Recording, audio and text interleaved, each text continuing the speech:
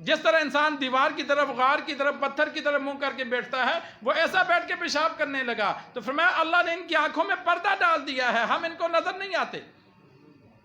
اور سیرت حربیہ والے نے لکھا کہ جب آپ صلی اللہ علیہ وسلم نے دیکھا کہ ابو بکر رضی اللہ تعالی عنہ پریشان ہو رہے ہیں تو فرمایا پیچھے دیکھ۔ پیچھے دیکھا تو سمندر کا کنارہ غار ثور سے لگ رہا تھا، اور کشتی تیار کھڑی تھی کہ اگر خدا نہ کرے یہ غار میں آ کے دیکھ بھی لیں تو ہم ایک قدم اٹھائیں گے تو کہاں سے کہاں پہنچ جائیں گے۔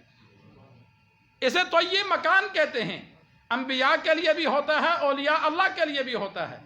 یہ جب ہم بعض بزرگوں کے واقعات پڑھتے ہیں کہ وہ آنکھیں بند کر کے قدم رکھتے ہیں، جہاں جانا چاہتے ہیں وہاں پہنچ جاتے ہیں، یہ ان کی کرامت ہوتی ہے۔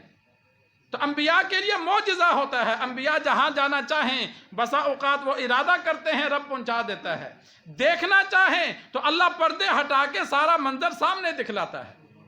غزوہ موتا کے موقع پر آپ صلی اللہ علیہ وسلم مسجد نبوی میں بیٹھے تھے، شام کی سرزمین پر غزوہ موتا ہو رہا تھا، لیکن آپ صلی اللہ علیہ وسلم براہ راست اسے دیکھ رہے تھے۔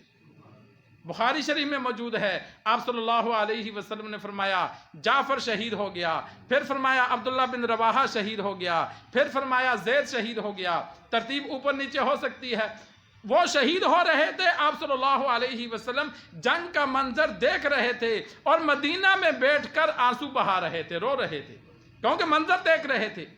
پھر خالد بن ولید رضی اللہ تعالی عنہ نے تلوار پکڑی، جھنڈا پکڑا، تو آپ صلی اللہ علیہ وسلم نے اس موقع پر فرمایا کہ اب اللہ کی تلوار، سیف اللہ نے تلوار پکڑی جس کی وجہ سے اللہ نے فتح عطا کر دی۔ یہ معجزات ہوتے ہیں۔ تو سرکار دو عالم صلی اللہ علیہ وسلم 3 دن غار ثور میں رہے۔ ابو بکر رضی اللہ تعالی عنہ کا غلام عامر بن فہیرہ بکریاں چراتے وہاں آتا۔ شام کو آپ صلی اللہ علیہ وسلم اور ابو بکر رضی اللہ تعالی عنہ کو کھانا پہنچاتے۔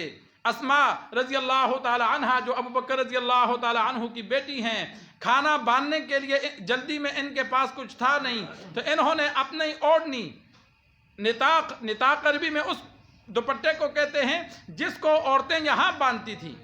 تہپن باندھنے کے بعد، اس دور میں یہ سلواریں زیادہ نہیں چلی تھی، تو جب تہپن عورتیں باندھتی تو اس کی مضبوطی کے لیے بسا اوقات اوپر کپڑے کو باندھ دیتی، گرہ لگا دیتی تاکہ چلتے پھرتے یہ گرے نہ۔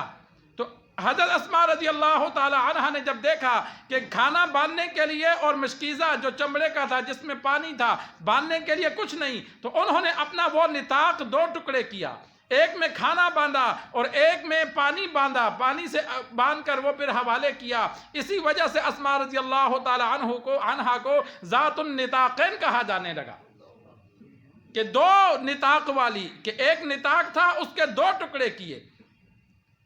تو یہ اسماء رضی اللہ تعالی عنہ نے یہ کھانا گھر میں تیار کر کے امی عائشہ رضی اللہ تعالی عنہ اسماء رضی اللہ تعالی عنہ بیچ دیتی تھی، اور آپ صلی اللہ علیہ وسلم ابو بکر رضی اللہ تعالی عنہ بکریوں کا دودھ وغیرہ پیتے، اور عبداللہ رضی اللہ تعالی عنہ جو ابو بکر رضی اللہ تعالی عنہ کے بیٹے تھے، وہ پورے دن کی خبریں رات کو سناتے۔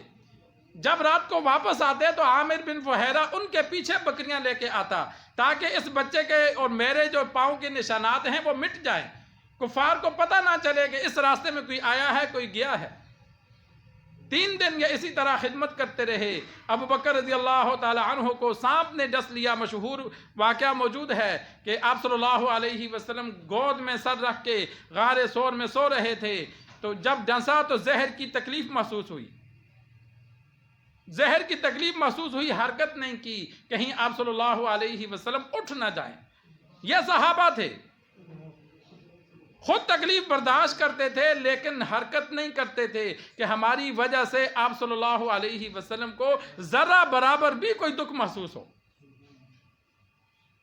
امی عائشہ رضی اللہ تعالی عنہ کا واقعہ موجود ہے، ایک موقع پر آپ صلی اللہ علیہ وسلم ان کی گود میں لیٹے ہوئے تھے، تو ان کے والد ابو بکر رضی اللہ تعالی عنہ کو غصہ آیا بیٹی پر، تو ان کو آ کے مارا ایسے۔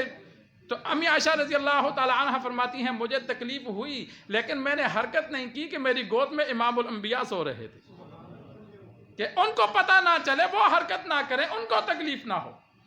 تو ابو بکر رضی اللہ تعالی عنہ کے آنسو بے اختیار نکلے، وہ آپ صلی اللہ علیہ وسلم کے رخسار مبارک پر گرے۔ جب آنسو گرے تو آپ صلی اللہ علیہ وسلم یکدم بیدار ہوئے، دیکھا رو رہے ہیں، کیا ہوا؟ ابو بکر رضی اللہ تعالی عنہ نے بتلایا، یا رسول اللہ یہ سانپ نے کاٹا ہے۔ آپ صلی اللہ علیہ وسلم نے ایڑی مبارک پر اپنا لعاب مبارک لگایا، اللہ نے اسی وقت شفا دے دی۔ تیسرے دن سرکار دو عالم صلی اللہ علیہ وسلم غار ثور سے نکل کر چلے۔ غار ثور سے 3 دن کا سفر تھا مدینے کا۔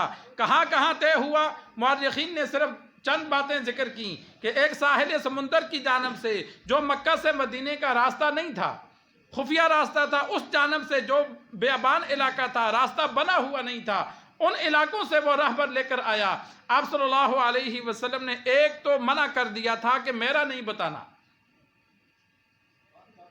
ایک اونٹنی پر ابو بکر رضی اللہ تعالی عنہ پیچھے، آپ صلی اللہ علیہ وسلم آگے اس لیے نہیں بیٹھے کہ لوگ سوال و جواب آگے والے سے کرتے تھے کہ یہ مالک ہے، اسی لیے ابو بکر رضی اللہ تعالی عنہ کو آگے بٹھلایا کہ تجھے لوگ پہچانتے بھی ہیں، تو سفر وغیرہ کرتا رہا، تو جب کوئی پہچاننے والا ملے یا اجنبی ملے تو سوال و جواب تو کرنا۔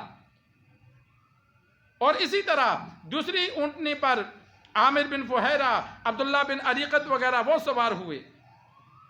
جو راہبر تھا سرکار دو عالم صلی اللہ علیہ وسلم کو لے کر چلے، راستے میں کوئی ملتا پوچھتا ابو بکر رضی اللہ تعالی عنہ سے یہ کون ہے، تو ابو بکر رضی اللہ تعالی عنہ فرماتے یہ میرا راہبر ہے۔ وہ یہ سمجھتے کہ راستہ بتلانے والا ہے، اور ابو بکر رضی اللہ تعالی عنہ یہ مراد لیتے کہ یہ مجھے دین اسلام کا راستہ بتانے والا ہے۔ جو پوچھتا کہ یہ کون، تو وہ یہ سمجھتا کہ یہ ابو بکر رضی اللہ تعالی عنہ نے جو کہا میرا راہبر ہے، اس کا مطلب یہ ہے کہ یہ راستہ دکھلانے کے لیے بندہ اجرت پر لیا۔ اور آپ صلی اللہ علیہ وسلم کے بارے میں ابو بکر رضی اللہ تعالی عنہ کی یہ نیت ہوتی تھی کہ یہ میرا نبی ہے، میرا پیغمبر ہے، مجھے دین اسلام کا، جنت کا راستہ دکھا رہا ہے۔